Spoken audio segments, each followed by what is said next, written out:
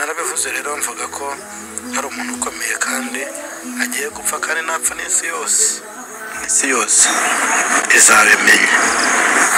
Ntabwo rero turiho twishimira ko yatashye kuko n'ubundi Imana yamwakiriye. Ntabwo twishimira ko ubuhanuzi bwasohoye, oya, ahubwo gutaha ntabwo ari bibi, ahubwo gutaha udakejejwe utejejwe nicyo kibazo. Naho nagiye mbivugaho nibyo mesaje niyo gusenga cyane kuko ntabwo byoroshye, niyo gusenga cyane, gusengera undi muntu uzwi nanone ugiye gukurikira papa, kandi we ntibitinda, ntabwo biri butinde, byo biri vuba cyane, kandi ari muri iki gihugu, muri ibi bihugu by'ibiyaga bigari, ntabwo ari kure yacu rwose. Nawe agiye gutaha kandi nkaho wasenga ugakoboka mu ivi nta kizabibuza,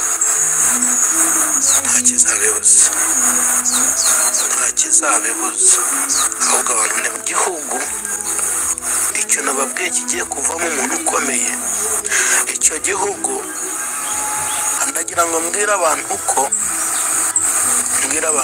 n'abari muri icyo gihugu aho mu mwuka wabo barabyumva, ndagira ngo mbabwire ngo igihugu cyose waba urimo hagarara urebe amazu uriho ureba. Ndagira ngo nkubwire ngo icyo gihugu nta mazu uzongera kubona, na bya bindi bavuga ngo abantu barahunga, ntaho guhungira hari.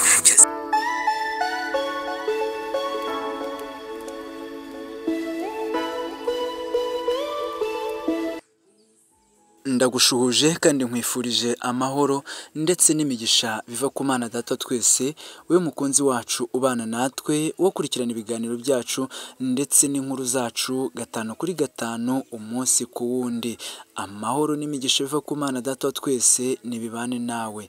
Uri kumwe na Ngoboka Miriam Theo, nguhaye ikaze. Nyemerera uyu munsi turebere hamwe ubu buhanuzi aho bugira buti: hari umuntu ukomeye, uyu muntu agiye gupfa akurikire papa, igihugu cyose kizabimenya, ndetse intambara ubwo ngubwo izahera ko ize muri icyo gihugu. Nta hantu abantu bazahungira, yewe nta mahitamo bazaba bafite, kubera yuko Imana yamaze kurakara. Ubu buhanuzi bwahanuwe n'umuhanuzi umwe, ubwo nawe yavugaga ati: ndabizi abantu mugiye kuntera amabuye ngo simpanura ibyiza, erega njyewe nta byiza mbona, nta byiza bihari rwose, nta by'Imana iba yanyeretse. Ababahanurira ibyiza nababwira iki? Nibaze babahanurire rwose, ariko njyewe nta bihari, ntabyo mbona, nta by'Imana iba yanyeretse.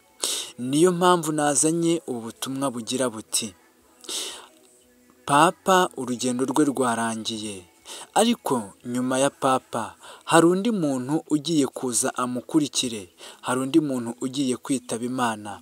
Mwasenga mutasenga, niyo wasenga amavi agakuduka akamera nk'ay'ihene, nta kizabikuraho rwose. Uyu muntu gupfa ko azapfa, niko Imana yanyeretse. Namara gupfa, icyo gihugu azaba arimo, azapfiramo, icyo gihugu akomokamo ni igihugu gikomerewe rwose, kuko kizahita kigwirwa n'ibyago. Intambara izahera ubwo ngubwo ize mu gihugu. Reba nk'urugero, iki gihugu gifite amazu menshi kirubakitse rwose pe, ariko nta nzu n'imwe izasigara igeretse ku yindi.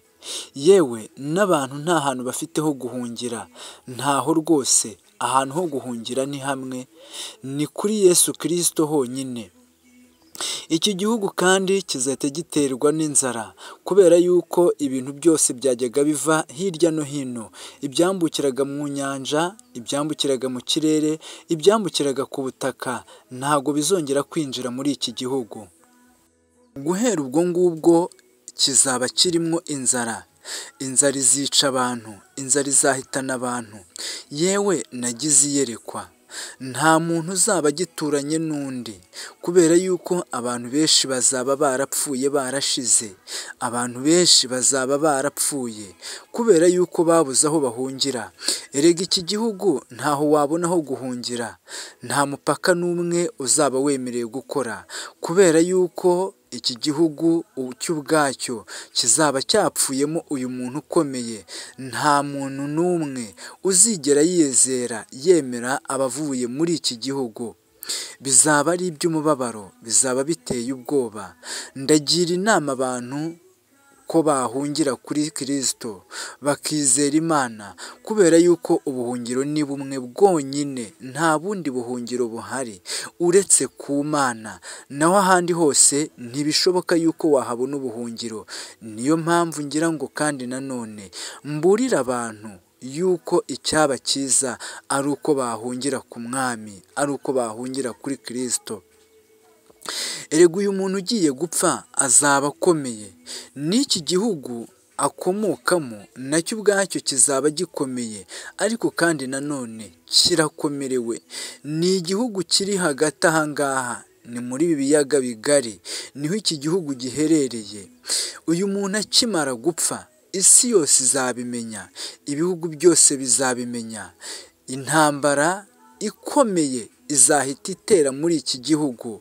Yewe reka nongere mbisubiremo, niyo wasenga amava akamera nk'ay'ihene, nta kizakuraho ko uyu muntu agomba gutaha, nta kizakuraho ko uyu muntu agomba gupfa.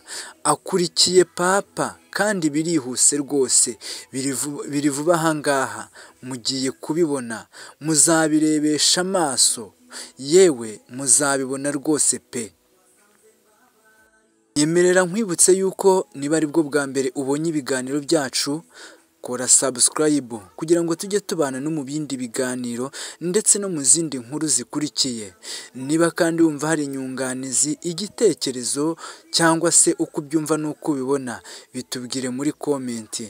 Birashoboka yuko iyi nkuru ndetse n'iki kiganiro waba wabikunze.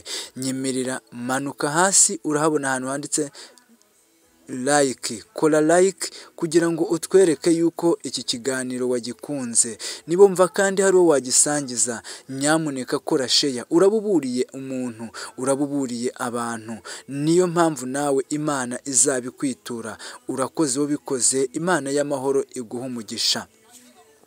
Ni kenshi abantu baburirwa, njya mbivuga, reka n'uyu munsi mbisubiremo.